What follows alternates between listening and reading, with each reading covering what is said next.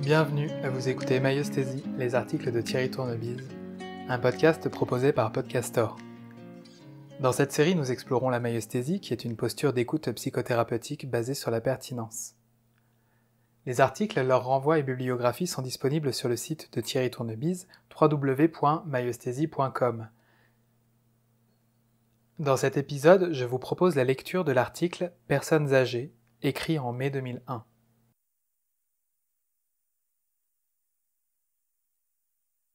Personnes âgées, autonomie, dépendance, santé mentale. Un article destiné à tous ceux qui s'interrogent sur la dimension humaine de cette étape de la vie, au personnel de maisons de retraite, aux soignants de services long séjour et des unités de soins de longue durée.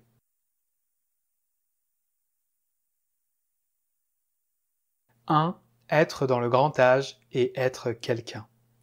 Dans mon article de mars, un quelqu'un en habit de personne, j'ai précisé pourquoi le mot personne est ambigu.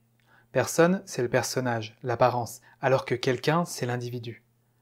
Dans le cas des hommes et des femmes très âgés, cette notion est très importante car leur apparence, le masque, le statut, le personnage, ne satisfait plus aux critères sociaux habituels. La peau, la posture du corps, la position sociale et l'énergie sont sorties des normes. Parfois même, les facultés intellectuelles ne sont plus ce qu'elles étaient. Dans le très grand âge, il arrive que l'autonomie diminue jusqu'à parfois disparaître. La médecine sait prolonger la vie, mais pas encore la jeunesse. Alors, des institutions spécialisées viennent en aide à ceux qui ne peuvent plus se suffire à eux-mêmes. Dans ce contexte, saurons-nous encore voir le quelqu'un qui vit au cœur de ces hommes et ces femmes de grand âge, ou bien nous contenterons-nous de voir une personne âgée ? Le mot « personne » désignant peut-être ici le fait qu'on a cessé d'y voir quelqu'un. Naturellement, chacun pensera qu'il faut respecter ces hommes et ces femmes et s'en occuper dignement. Probablement même chacun le pensera de façon sincère, mais qu'en est-il de la réalité ?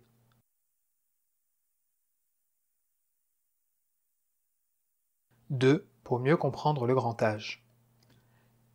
J'ai entendu un éminent psychiatre, au fait des problèmes de communication, s'exprimer à ce sujet dans une émission radiophonique.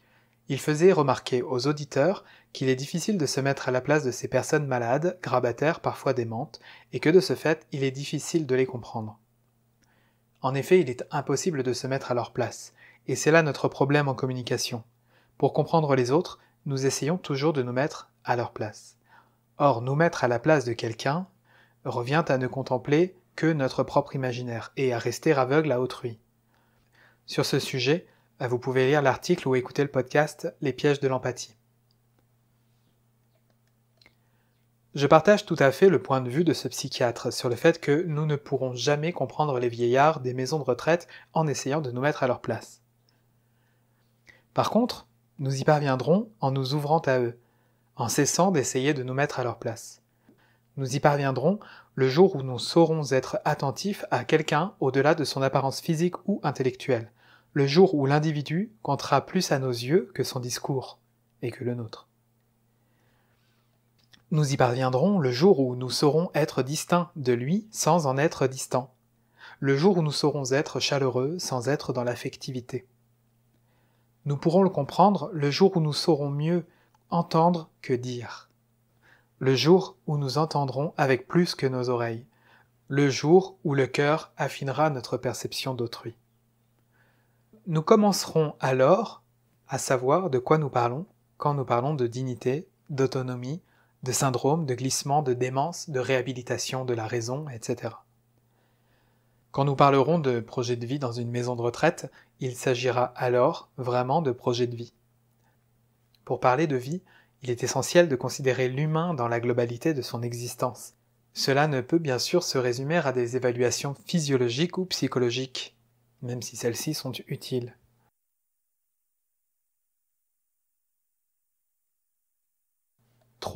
Une rencontre. Lors de mes derniers stages animés dans une maison de retraite pour former son personnel soignant, j'ai particulièrement apprécié en fin de journée un moment d'échange avec une pensionnaire.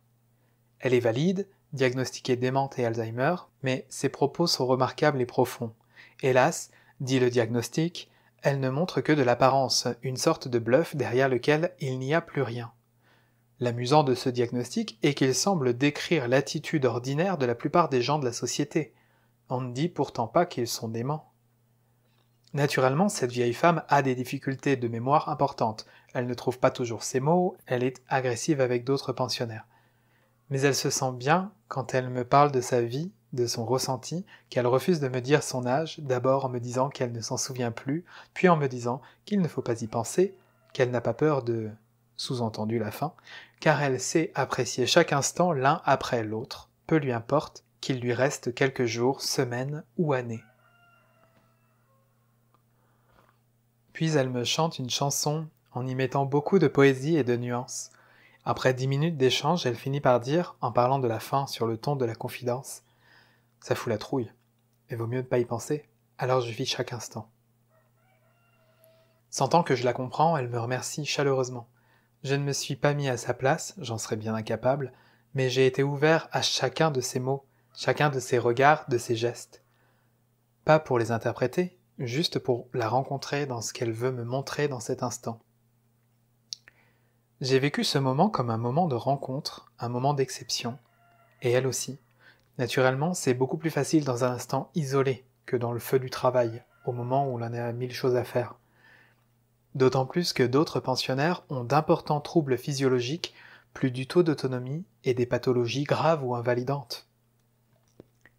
Le personnel est mis à rude épreuve dans un environnement difficile. Ces lignes ne visent aucunement à culpabiliser les soignants. Rendons plutôt hommage à leur travail et apportons-leur l'aide dont ils ont besoin pour mener à bien leurs tâches en y gardant leur propre intégrité. Le stress des soignants est immense dans ces circonstances. D'une part, à cause des moyens insuffisants, mais cela tout le monde le sait et il n'est pas aisé d'y remédier, même s'il faut sérieusement y penser. D'autre part, à cause des attitudes inadaptées dans le soin, et cela n'a rien à voir avec le manque de temps et de moyens. Il s'agit là de précisions sur l'aide et la communication qui ne sont pas connues. Mais, en plus, la plupart du temps, j'observe hélas que la façon de faire est à l'opposé. Sans doute à cause de précisions manquantes, mal exprimées ou mal comprises. Peut-être un bain culturel qui nous a enseigné à faire le contraire. Voir dans l'article du mois dernier le non-savoir source de compétences, le chapitre final traitant de l'écoute humaine.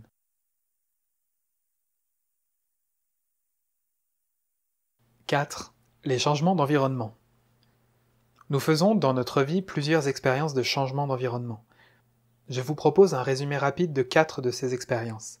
Ceci nous permettra mieux de cerner dans quel contexte d'existence s'inscrit le dernier changement, celui du grand âge ou de la maison de retraite. La naissance. C'est sans doute notre première expérience de changement d'environnement. Nous y passons d'un monde où nous bénéficions de tout en continu vers un monde où il faudra nous habituer à ne l'avoir qu'en discontinu. Nous entrons dans un monde d'alternance du manque et du contentement. L'adolescence. Nous n'y sommes plus un enfant, mais pas encore un adulte. Nous ne supportons plus de dépendre de nos parents, mais nous ne pouvons toujours pas nous passer d'eux. Nous ne pouvons être dans le monde d'avant, mais nous ne sommes pas encore dans le monde d'après. Période cruciale aussi, où le corps change soudain. Changement d'habitat, ce n'est plus le corps d'avant, ce n'est pas encore celui d'après.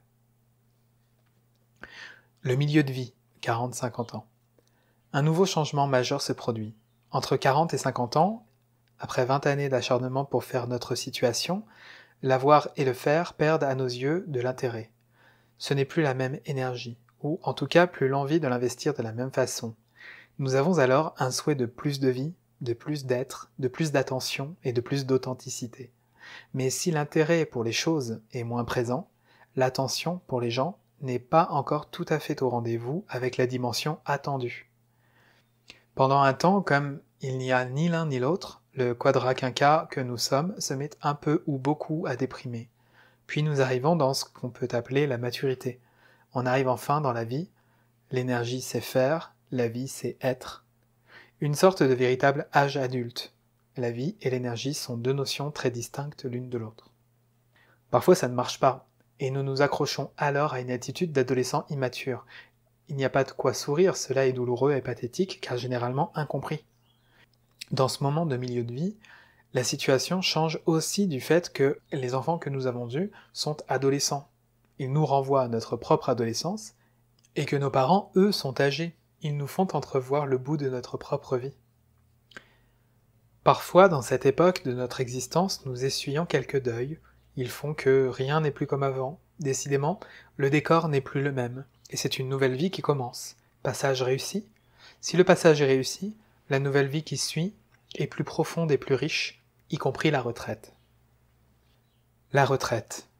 Quand le passage du milieu de vie fut incertain, c'est le plus fréquent, ou vraiment raté, ça arrive plus qu'on ne croit, quelques-uns se raccrocheront à leur travail.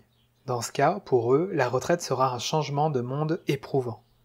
S'ils n'y dépriment pas trop, ils s'y occuperont avec frénésie et se retrouveront moins libres que lors de leur activité professionnelle. Ils ne seront arrêtés que par le grand âge, à la maison de retraite. Dans ce cas, ce sera pour eux une épreuve très lourde. Au contraire, quand le passage de milieu de vie s'est bien déroulé, dans le sens d'une réelle maturation, la retraite n'est pas éprouvante, elle est plus source de vie que d'activisme.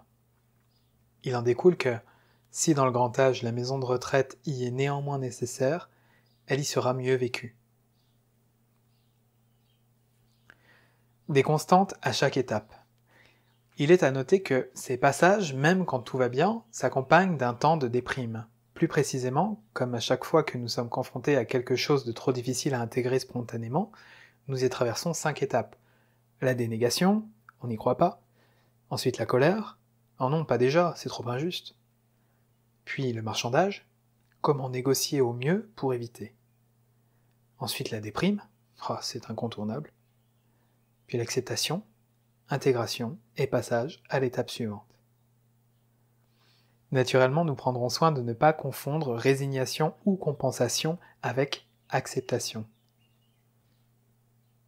Peut-être aurez-vous reconnu là les étapes généralement identifiées pour la fin de vie, mais en réalité, elles accompagnent toutes les périodes délicates de l'existence. Elles se produisent à chaque fois que nous sommes confrontés à quelque chose qui nous dépasse et ne peut être intégré spontanément. Après la naissance, l'adolescence, le milieu de vie et la retraite, nous arrivons à l'étape qui nous intéresse dans cet article, la maison de retraite.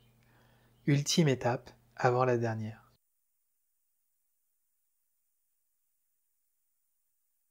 5. La maison de retraite. Une vie remplie. Après une existence déjà bien remplie et ses multiples passages plus ou moins bien réussis, après de multiples instants de joie ou de peine, tant de réussites et tant d'échecs, après tant de vie amoureuse et tant d'incertitudes, tant de satisfaction et de bonheur, mais aussi de frustration et d'espoir déçus, après tant de deuil venant agrémenter la vie d'une façon si inattendue, on ne s'y fait jamais vraiment, après tout cela, voilà la maison de retraite. Jusque-là, quand le moral n'était pas au rendez-vous, on pouvait ouvrir le frigo et manger un peu de chocolat. On pouvait faire de la marche, on pouvait aller au concert, faire des repas avec des amis ou de la famille. On pouvait sortir son chien ou câliner son chat. Puis il y avait une intimité, ce qu'on veut, quand on veut, tout seul ou avec le compagnon ou la compagne. On pouvait aller voir du monde ou rester chez soi. Un dénuement. Là, c'est différent. Que le moral soit ou non au rendez-vous, les compensations se font rares. Il reste peu d'objets personnels, il n'y a presque pas d'intimité. Naturellement, il y a du personnel attentionné, il y a des animateurs, il y a des projets de vie, des activités. Tout le monde fait au mieux pour rendre ce nouveau lieu aussi acceptable que possible. Il n'empêche que c'est un changement radical. Le fait nouveau, majeur, en est la rareté des compensations.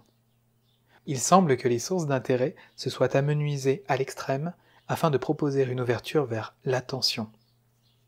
Sagesse, est-ce cela qui fait dire que le grand âge est un âge de sagesse ? C'est certainement vrai pour ceux qui ont su franchir avec succès les différents changements de monde cités plus haut et qui ont su accepter ce chemin vers plus de vie et de maturité. Ultimes astuces de vie ou de survie.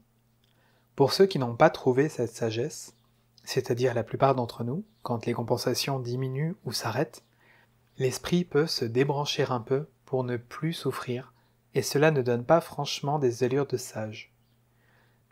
Certains états psychopathologiques ont des causes purement physiologiques et nécessitent alors des traitements médicamenteux et un travail de rééducation adapté.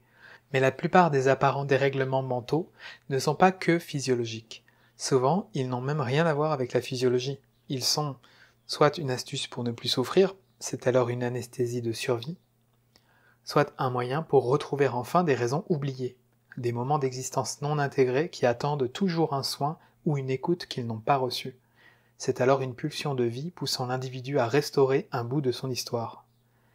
Même quand un homme ou une femme très âgé semble dire n'importe quoi et être atteint d'un trouble de comportement, ils sont peut-être en train d'évoquer une raison fondamentale de leur existence présente ou passée.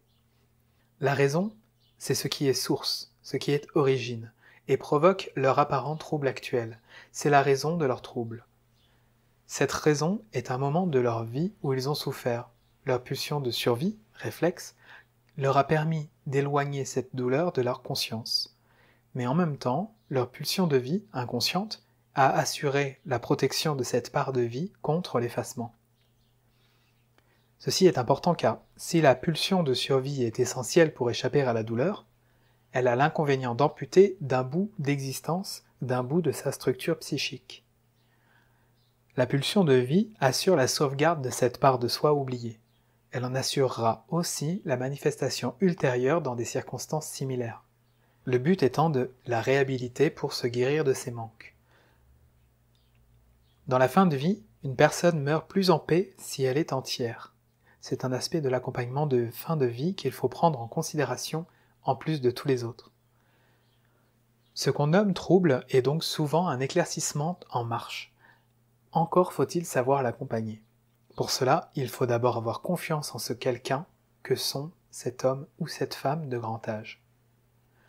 Ce qui devient grave, c'est quand toutes les personnes qui entourent cet homme ou cette femme très âgée nient cette raison jusqu'à la leur faire perdre. Même avec de bonnes intentions, cela est trop fréquent.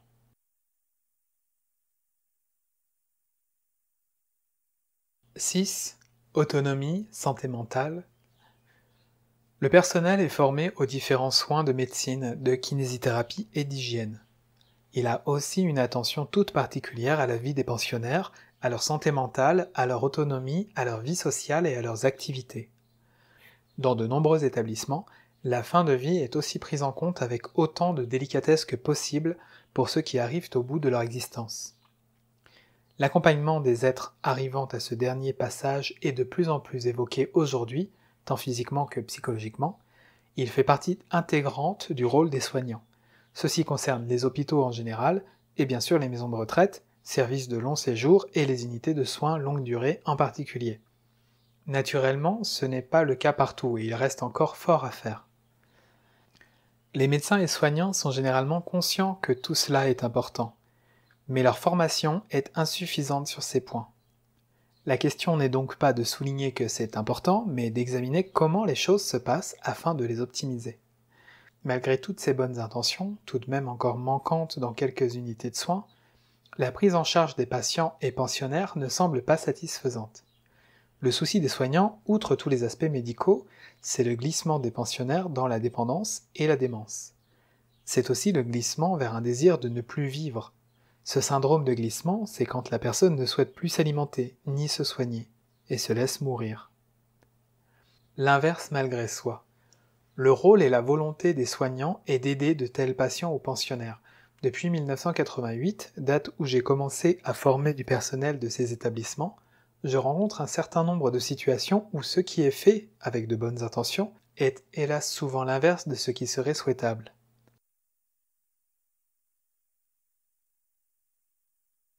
« 7. Douceur et violences ordinaires.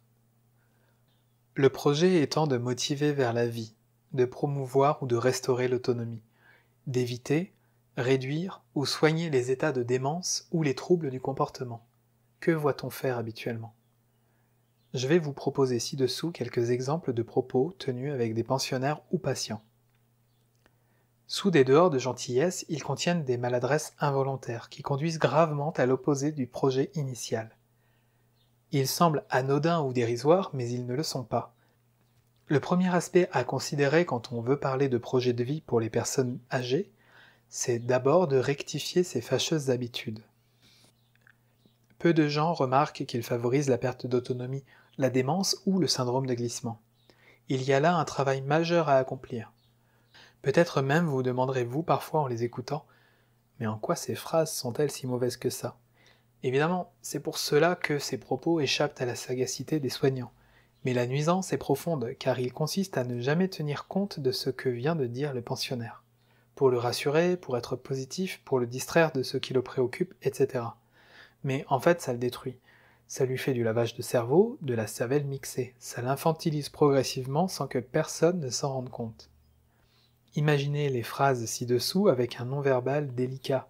L'effet néfaste ne vient pas ici d'un ton excédé. Il vient plus simplement de l'état d'esprit qui amène à nier l'autre, même gentiment. Naturellement, il peut arriver qu'en plus ces phrases soient prononcées avec un peu de brutalité, mais là la nuisance est évidente pour tous. Ce qui est important, c'est de pointer que l'effet néfaste de ces phrases existe même en l'absence de brutalité dans le ton. Elle persiste même avec un ton délicat. Les repas. « Je n'ai pas faim, » dit le pensionnaire. « Mais il faut manger, cela vous fera du bien, » répond le soignant. « Il n'y a pas quelque chose qui vous ferait plaisir ?»« Je ne veux pas aller au réfectoire pour manger, je veux manger dans ma chambre, » dit le pensionnaire. « Mais vous n'allez pas rester tout seul. Si vous voulez rester autonome, il faut vous déplacer. Allez, je vous emmène. » Les toilettes. « Je ne veux pas me laver. »« Mais si, je vais faire vite. Vous verrez, vous vous sentirez mieux. »« Vous ne pouvez pas rester comme ça, » répond le soignant. « Chez moi, je ne me lavais pas tous les jours. Je suis déjà propre, vous m'avez lavé hier. »« Oui, mais ici c'est autrement. C'est plus hygiénique, il faut se laver tous les jours. C'est pour votre bien et votre santé. » Les souffrances et les psychopathologies. « Je ne sers plus à rien ici. »« Faut pas dire ça, on vous apprécie ici. Puis vous avez vos petits-enfants qui vous aiment beaucoup. »« Je me sens seul. Mais nous sommes là. Puis vous allez avoir de la visite. »« Je veux mourir, » dit le pensionnaire suicidaire. « Ah, vous ne devez pas dire ça. Vos enfants vous aiment et tiennent à vous, » répond le soignant. « Je veux voir maman, » dit la très vieille dame. « Quel âge avez-vous » répond le soignant, voulant la resituer dans le présent afin qu'elle ne soit plus dans le délire de chercher sa mère. J'expliquerai plus loin le danger d'une telle pratique, pourtant recommandée par certains.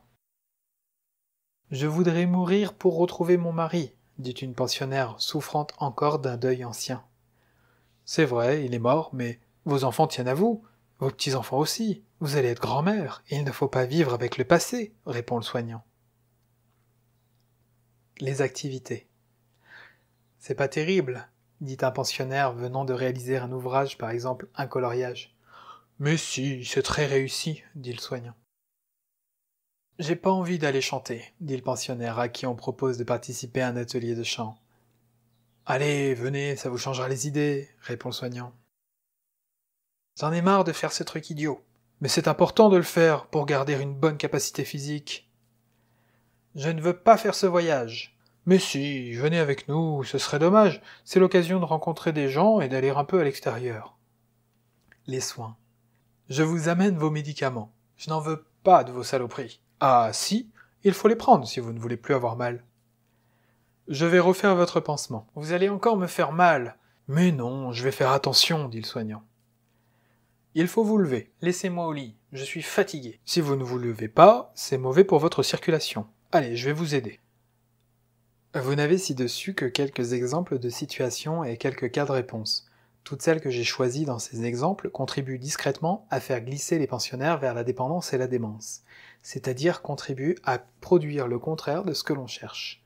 Aussi gentil qu'en soit le ton, ces réponses détruisent progressivement l'équilibre mental et l'autonomie.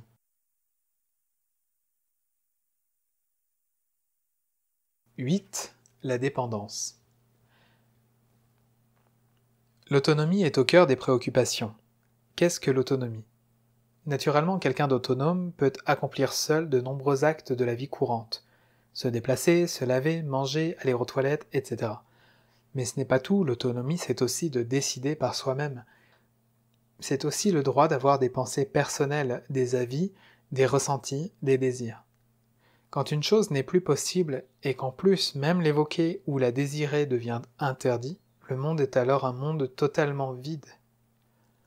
Or, la difficulté des soignants est de valider la pertinence d'une demande qu'ils savent ne pouvoir satisfaire. Tel pensionnaire demande de rentrer chez lui. Il s'entend répondre « Mais votre maison c'est ici maintenant. Ou mais vous savez bien que ce n'est pas possible, votre maison a été vendue.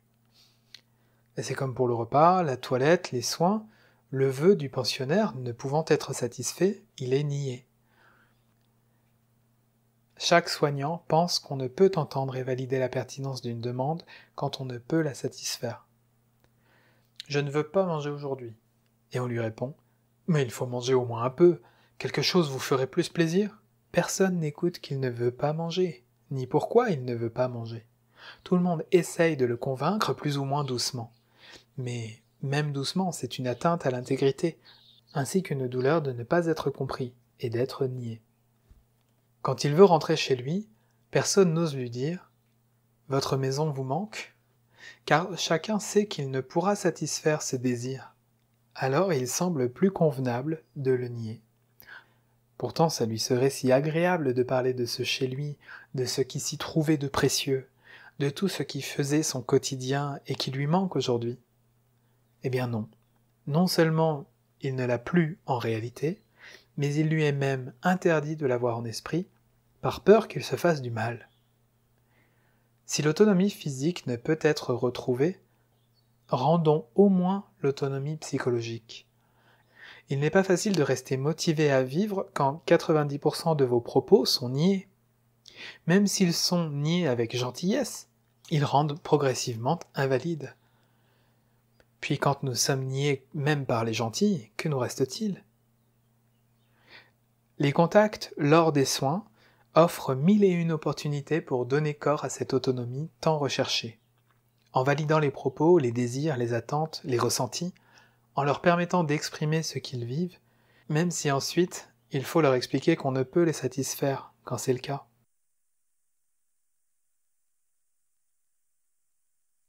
« 9. Les troubles psy. Recentrage dans le temps et l'espace. S'ils sont parfois nécessaires, les recentrages dans le temps et dans l'espace, quoique abondamment recommandés, peuvent aussi être dangereux. Dans tous les cas, ils ne doivent impérativement être pratiqués qu'après avoir aidé la personne à accéder à sa raison. Dire à la personne de 90 ans, qui appelle sa mère « Quel âge avez-vous » pour la ramener à la réalité que sa mère est morte, va malencontreusement mépriser le manque de mère qu'elle exprime, et cela ne l'aide pas. Au contraire, en niant sa raison, la raison de son ressenti, on contribue, sans le vouloir, à la lui faire perdre, et à lui faire perdre en même temps un bout de sa vie. Quand la raison est validée, la personne se recentrera souvent d'elle-même. Si ce n'est pas le cas, à partir de ce moment, on peut alors accomplir le fameux recentrage. C'est dans ce sens que nous examinerons les situations ci-dessous. Délire. Quand des pensionnaires tiennent des propos apparemment incohérents, l'habitude est de parler de démence. Parfois, ils évoquent comme étant présentes des choses ou des gens absents. Telle personne voit des animaux, telle autre insiste pour ranger son bois, une autre encore dit que quelqu'un veut l'abattre, il y en aura qui veulent aller chercher leur fils à l'école, d'autres qui appelleront leur mère, etc. Les soignants et médecins sont désappointés devant de telles situations. La difficulté est qu'après un étiquetage dément, la personne âgée n'est plus du tout écoutée. On risque alors de passer à côté de choses importantes. Même en gérontopsie, une infirmière me signalait qu'il est recommandé à l'équipe de ne pas tenir compte des propos de telle patiente car elle est hystérique. Quand l'homme ou la femme âgée, même en perte de faculté mentale, évoque des propos répétitifs, ceux-ci ont forcément une importance. Comme si une part blessée de leur vie cherchait sans cesse à s'exprimer car personne ne l'a jamais entendu. Pour retrouver au moins un peu d'équilibre, il est essentiel qu'on les aide à exprimer cette raison qui les habite. Le plus curieux est que, quand ils semblent perdre la raison, ils sont en fait en train de la retrouver. L'instant est donc précieux. Une femme âgée veut aller chercher son petit-fils à l'école car il est seul. Elle semble s'égarer. En l'écoutant, on découvre qu'elle parle du jour où les parents de cet enfant sont morts et où il s'est retrouvé seul à l'âge de 10 ans. Également où elle a elle-même perdu son fils. Cette part meurtrie de sa vie attend du soin. Elle ne perd pas la raison, elle est en train de retrouver la raison de ce qu'elle ressent. Trop souvent, personne ne s'en aperçoit et même tout le monde lui dit « Mais quel âge a votre petit-fils aujourd'hui ?» En essayant de la ramener dans le présent, chacun contribue alors malencontreusement à finir de lui faire perdre la raison. Il est souhaitable de bien cerner ces notions pour une meilleure prise en charge, un meilleur accompagnement des personnes âgées dans cette étape de leur vie. Troubles du comportement. Peur, agressivité, insulte. Quand les comportements semblent inadaptés à la situation réelle, on parlera de troubles du comportement. Cette appellation indélicate ne tient pas compte là non plus du fait que si le comportement est inadapté au présent, il est parfaitement en correspondance avec une raison. La raison peut être actuelle ou passée, mais il y en a une. Par exemple, il faut plusieurs mois pour découvrir tout simplement que ce pensionnaire invalide et agressif souhaitait simplement avoir son fauteuil tourné vers le jardin visible de la fenêtre. Une autre personne est agressive quand on la touche, même doucement pour ses soins. Elle profère des insultes du genre salope, elle mord, elle griffe. En fait, il faudrait trop longtemps pour découvrir qu'elle a subi des actes de pédophilie dans son enfance. Un cas remarquable rencontré par une soignante que j'ai formée il y a pas mal d'années déjà. La femme âgée mord, griffe, insulte en permanence. Elle est la bête noire du service. Tout le monde craint de venir lui faire ses soins. Elle hurle « Fous-moi la paix, salope, garde tes cochonneries, je suis vieille, laisse-moi crever », en y ajoutant une extrême agressivité physique. Cette soignante lui a juste retourné sur un ton très chaleureux « Vous vous sentez trop vieille, vous voulez mourir ?» Calmée par cette question, elle répond que oui. Quelques échanges. Des propos cette fois-ci cohérents. Un apaisement significatif. Cette femme âgée n'a plus été agressive, alors que l'équipe était prête à l'envoyer en secteur psy. Le grand âge dément. L'homonyme de dément veut aussi dire cesser de mentir. Peut-être se révèlent à ce moment des bouts d'histoire trop longtemps cachés ou des présents trop mal entendus. Parfois, la dentition et l'estomac des pensionnaires justifient que leur nourriture soit mixée. Tâchons surtout de ne pas faire de même avec leur cervelle, car là rien ne le justifie, et heureusement personne ne le souhaite. Nous mettrons donc un soin tout particulier à éviter tout ce qui, même involontairement, pourrait ressembler à un lavage de cerveau.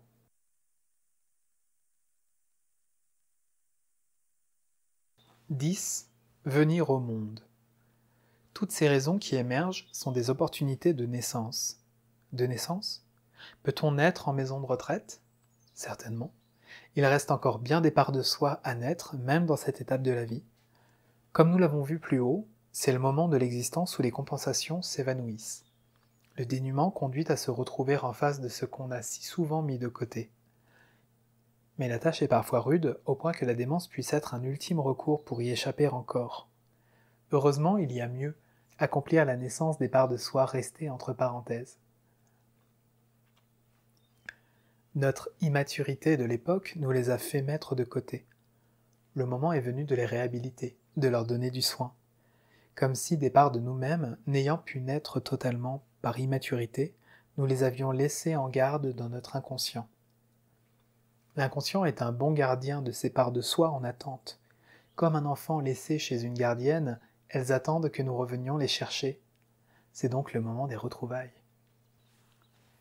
La structure psychique d'un individu a été amputée des moments douloureux par sa pulsion de survie.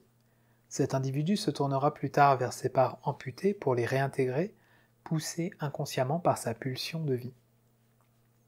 La pulsion de vie pousse à redevenir entier en invitant à réhabiliter les parts de vie personnelle et familiale manquantes. Les soignants doivent se préparer à ce type de travail pour accompagner sainement ces hommes et ces femmes dans la dernière étape de leur vie et aussi au moment de leur fin de vie.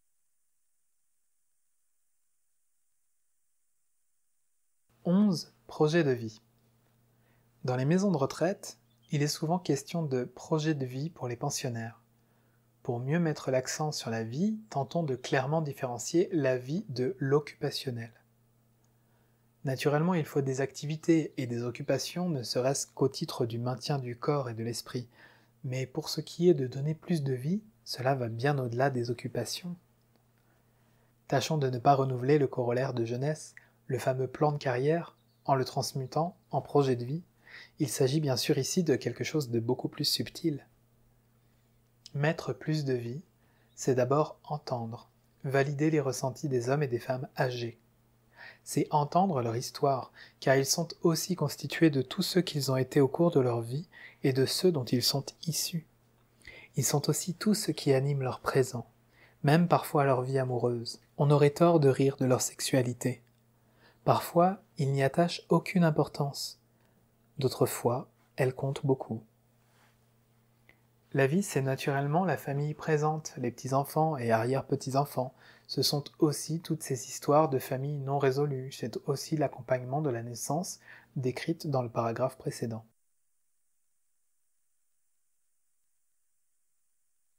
12. Fin de vie. Pour mourir en paix, être entier. Pour être entier, accueillir en soi tous ces bouts de soi éparpillés dans le temps de l'histoire personnelle et familiale. L'accompagnement de fin de vie comporte bien sûr des soins physiques, des plus simples qui consistent à humecter la bouche trop sèche jusqu'à celui qui consiste à calmer chimiquement la douleur. Mais il y a aussi les soins psychologiques. Ceux-ci ne peuvent se résumer à de la technicité. Ils demandent d'être présents sans détour, pas forcément longtemps, mais de façon authentique. D'ailleurs, le personnel n'a que peu de temps. Certaines situations sont trop difficiles, certes, mais même les situations simples sont si souvent mal gérées. Voici un exemple d'approche satisfaisante. Une agente de service hospitalier, ayant parfaitement intégré les apports de la formation sur l'aide, a su accompagner remarquablement et simplement une pensionnaire. Imaginez les questions qu'elle pose avec un ton délicat, chaleureux et affirmatif, se terminant par un point d'interrogation. Une sorte d'affirmation interrogative, le tout ponctué par une validation, réception, compréhension, accueil, gratitude, après chaque réponse et avant chaque question suivante. La vieille dame. Je vais mourir? La SH. Vous allez mourir? Non, je veux mourir. Ce serait mieux pour vous si vous étiez morte? Oui, je pourrais rejoindre mon mari. Vous aimez beaucoup votre mari? Et la dame lui retourne un « oui », rempli d'un merveilleux sourire, celui de quelqu'un qu'on vient de comprendre, à qui on vient d'accorder de la vie dans ce qu'elle a de plus précieux en elle. La SH se retrouve aussi en paix et évidemment sans aucun stress, bien au contraire.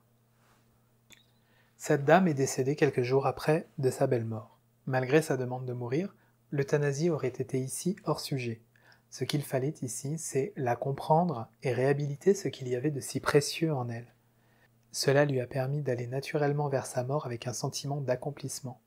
Cela ne l'a pas fait mourir, mais lui a peut-être permis de ne pas résister à sa mort au moment venu. Ce moment est un moment d'exception, tant pour la vieille dame que pour la SH. Cette dernière le garde comme un précieux instant. 13. Efficacité et stress des soignants.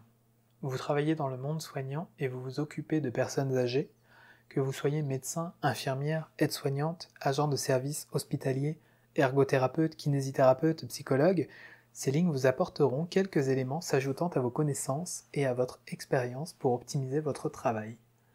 L'optimiser pour la qualité des soins, mais aussi pour votre confort professionnel. Pour y parvenir, quelques-uns des éléments clés sont: être distinct sans être distant, être chaleureux sans être dans l'affectivité, être proche sans se mettre à la place. Pour éviter les stress, nous éviterons donc l'empathie, autant que la prise de distance. Souvent conseillées sans discernement, ces deux notions sont des pièges qui engluent les soignants dans des comportements impossibles et contradictoires. Il en résulte du stress, de l'inhumanité et de l'affectivité. En effet, comment pourrait-on être empathique, se mettre à la place, et en même temps garder une distance suffisante, être loin? La distance doit être prise avec l'histoire de la personne, mais surtout pas avec la personne elle-même. Le but n'est pas de se protéger, mais de s'ouvrir. Ce n'est pas d'avoir plus d'énergie, mais plutôt de moins se mettre en lutte contre l'énergie du patient. C'est de mieux faire équipe avec lui. C'est de mieux s'appuyer sur ses ressources à lui plutôt que de s'acharner à développer les nôtres. Il s'agit de développer une affirmation de soi sans effort et dans un grand respect d'autrui. Pour mieux développer cette attitude nommée assertivité, lire les dossiers de ce site sur la communication. Toutes ces nuances permettent de développer une grande qualité de l'aide et de vraiment humaniser les soins. Sans cela, l'humanisation tant évoquée n'est qu'un vain mot. Ces nuances permettront de diminuer le stress, de mieux prendre soin de soi et des patients, d'éviter le burn-out auquel sont exposés les soignants s'occupant de patients en situations extrêmes.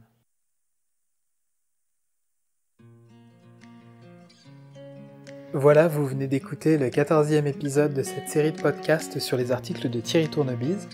Vous pouvez retrouver toute la bibliographie sur son site maieustasie.com. Quant à moi, je vous remercie d'avoir écouté cet épisode et je vous retrouve bientôt.